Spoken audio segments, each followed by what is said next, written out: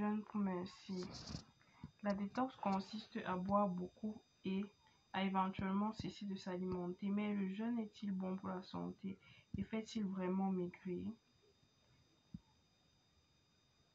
Le jeûne est vieux comme le monde. Le jeûne vieux comme le monde.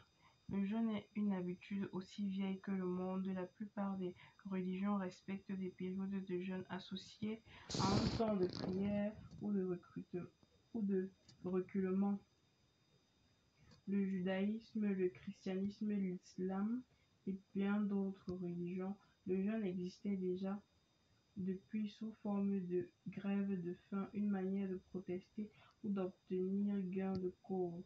Les Grecs anciens, encouragés par les médecins, croyaient fermement au bienfait du jeûne alterné.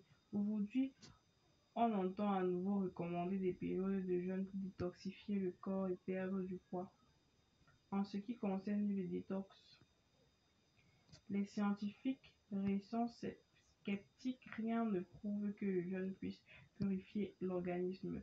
Les spécialistes estiment que le corps dispose de ses propres mécanismes d'élimination de déchets grâce au foie, aux reins et au côlon.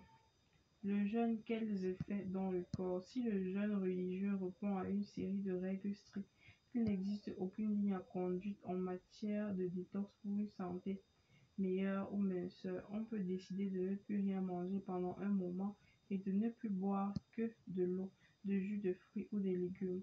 On peut s'y tenir pendant un jour ou plus, mais attention, les jeûnes prolongés provoquent très vite des carences en énergie. Lorsque le corps attend trop longtemps sa ration calorique, il puise dans ses réserves. Celles-ci se localisent principalement dans le foie et les muscles qui stockent le glycogène, une sorte de sucre. Mais après un laps de temps assez court, le glycogène est épuisé et l'organisme doit puiser dans ses réserves de graisse pour trouver l'énergie vitale. Malheureusement, le cerveau ne comporte pas de matière grasse, il carbure au glucose, où les acides gras ne peuvent pas être transformés en glucose. La parade, l'organisme produit alors des cétones, un carburant utile au cerveau. Lorsque la production de cétones augmente, on parle de cétogène. La personne se met à ressentir des picotements, souffre de maux de tête, son haleine et sa sueur prennent une mauvaise odeur. Quand toutes les graisses ont été consommées, les cellules du corps s'autodévorent en quelque sorte. Les masses musculaires fondent et les organes peuvent subir des dommages. Le jeûne et la perte de poids. Le jeûne prolongé fait-il maigrir? Spontanément, on serait tenté de répondre oui, puisque le corps brûle plus de calories qu'il n'en reçoit sans pratiquer d'activité particulière.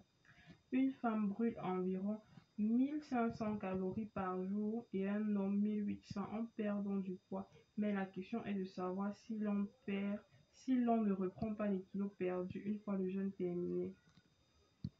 Notre corps est programmé comme celui de nos ancêtres des cavernes qui ignoraient s'ils trouveraient à manger le lendemain. Il leur fallait donc économiser les calories. En période de 17. Leur organisme paraît en mode économie avec un métabolisme ralenti. Nous fonctionnons de la même manière. Quand on fait une détox ou un crash diet, le métabolisme devient paresseux et s'efforce à tirer un maximum d'énergie d'un minimum de calories. Après une période de jeûne, dans un premier temps, on a moins faim, mais très vite, les hormones régulent l'appétit et reprennent du service. Le métabolisme, lui, reste en mode économie. Votre appétit vous dicte de manger, mais grâce au mode économie, il reste des calories qui seront stockées sous forme de graisse disponible. Les kilos que l'on perd au début reviennent donc assez vite. Le nouveau jeûne approuvé par les médecins, on voit apparaître depuis peu une nouvelle forme de détox dénuée de ses inconvénients. Intermittent fasting ou jeûne alterné qui fait fureur aux États-Unis et commence à se répandre en Europe. De quoi s'agit-il? C'est fort simple, il suffit de respecter de temps à autre les périodes de jeûne. Exemple, jeûner 1 ou 2 jours par semaine. On saute un repas par jour ou encore se contenter de 50 calories pendant 2 jours de la semaine et manger normalement les 5 jours restants. Cette détox alternée n'est ni un régime ni un jeûne véritable, cela devient un mode de vie. De plus en plus étudiés et scientifiques démontrent l'intérêt et ses bienfaits. Il est désormais prouvé que cela permet de perdre du poids efficacement et durablement. Un article paru dans le Journal of Diabetes and Vascular Disease affirme que la détox alternée a un effet positif sur le diabète de type 2 et les maladies cardiovasculaires. Ces adeptes sont convaincus qu'il protège contre toutes sortes de maladies et prolonge l'espérance de vie. Attention, ce type de jeûne ne convient pas à tout le monde, en particulier aux femmes enceintes, aux personnes sujettes à l'hypoglycémie ou au stress chronique. C'était tout pour cette vidéo. Alors nous conseillons fortement le jeûne intermittent ou bien le jeûne alterné ou jeûne à eau. En quoi est-ce que le jeûne à eau consiste? Tout simplement, il s'agit de prendre de l'eau pendant 2 jours, ou bien vous pouvez le faire pendant 7 jours sans rien consommer.